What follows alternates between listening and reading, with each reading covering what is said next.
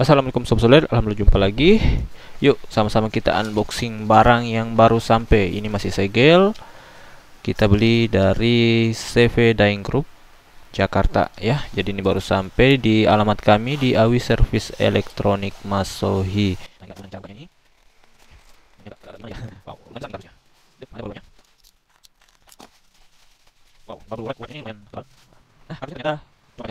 Oke, kita lihat ini kardusnya hitam polos. Di sini ada stiker engineer bahasa Cina, ada barcode. Udah. Nah, ini dia yang kita tunggu-tunggu. Ini ada buku petunjuk engineer. Kemudian ini dia bahasa Cina. Nah, ternyata di sini ada nih bahasa Inggrisnya. Oke, mantap. Nanti kita akan pelajari bukunya.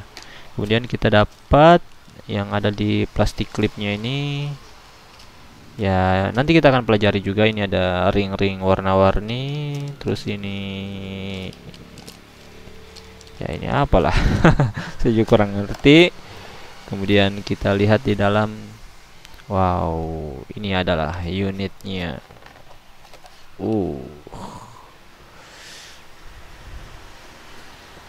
Ini tampak atas dia pakai konektor, kalau saya tidak salah ini konektor BNC. Ini seperti konektor yang biasa dipakai di HT,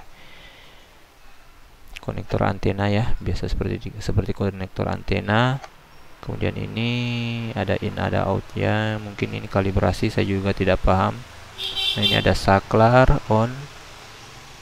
Nah, dia langsung nyala. DSO model ya, saya kurang ngerti juga. Nah, di sini dia punya konektor tipe C atau Type C. Nah, ini ada menu. Layarnya ini lumayan jernih. Kita lihat dari samping masih terbaca. Ya, atas bawah kiri kanan juga masih terbaca. Dan ini bukan layar sentuh ya. Nah, ini ternyata dia bisa dicas ini sobat solder. Ada indikator baterainya. Nah, ini nanti saya mau pelajari dulu ini. Nah, kita lihat di sini dia dapat ya, kita matikan dulu ya. Kita dapat kabel USB A, tipe A ke tipe C. Untuk kualitas kabelnya ini lumayan, bukan yang bagus-bagus amat, bukan yang jelek-jelek amat. Kemudian kita dapat kabel probe-nya. Untuk kabel probe-nya ini kita dapat dua. Ini satunya ada capit buayanya, dan satunya, nah, ini gimana cara lepasnya nih? Oh, gini ya, ditekan-tekan. Maklum belum pernah pakai osiloskop. Nah, di sini ada dia punya ini apa ya namanya, skala, ada kali 1, ada kali 10. Nah, ini kalau di sini tidak ada ya, di yang ada capitan buayanya tidak ada perkalian. Nah, ini dia punya spesifikasi sampai 100 MHz. Nah, kenapa saya beli ini? Karena saya butuhnya untuk nyervis apa ya, trafolas ya. Jadi saya beli ini buat ngukur-ngukur frekuensi di IC PWM. Nah, ini sebenarnya ada yang versi lebih murah yang harganya 300-an, tapi ini saya ambil harganya kisaran 520-an setelah di diskon oleh Shopee. Kenapa saya ambil ini? Ya, karena range frekuensinya itu maksimal sampai 10 MHz. Kalau yang lain itu ya dia cuma sampai 200 kHz. Terus ini selain frekuensinya juga yang lebih tinggi, dia juga bisa dua input, apa namanya, dua channel pengukuran. Jadi misalnya di IC PWM kan dia punya dua output PWM, jadi kita bisa mengukur bersamaan dan kita bisa lihat nanti frekuensinya apakah memang dia sama ataukah ada perbedaan. Oh ya, ini kita coba cas dulu dan kita lihat arus yang ditarik itu berapa ampere.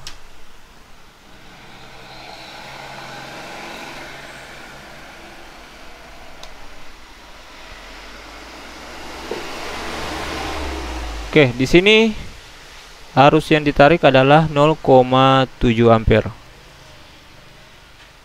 Ya, dia masih belum stabil ya. Jadi tadi 0,7 ampere, sekarang 0,8 ampere.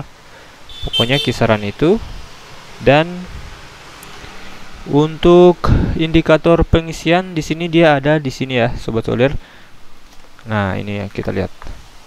Ini ada lampu merah nih di tombol OK-nya.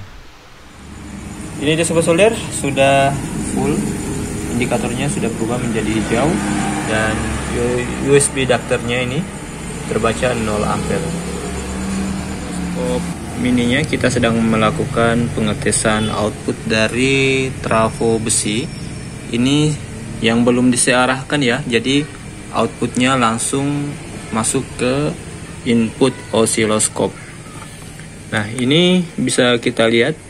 Ini saya pakai tombol auto, jadi dia langsung ya tunggu beberapa saat langsung dia kebaca, dia punya bentuk gelombang dan ini terbaca frekuensinya 50,01 Hz.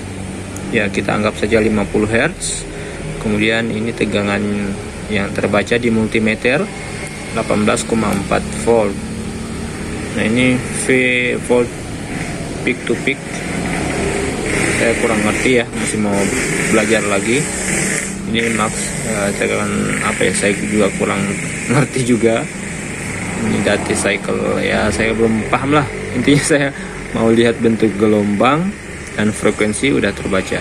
Terus dia punya ini ya, apa namanya, dia punya voltase yang terbaca di voltmeter 18 volt AC. Demikian, semoga bermanfaat. Wassalamualaikum warahmatullahi wabarakatuh.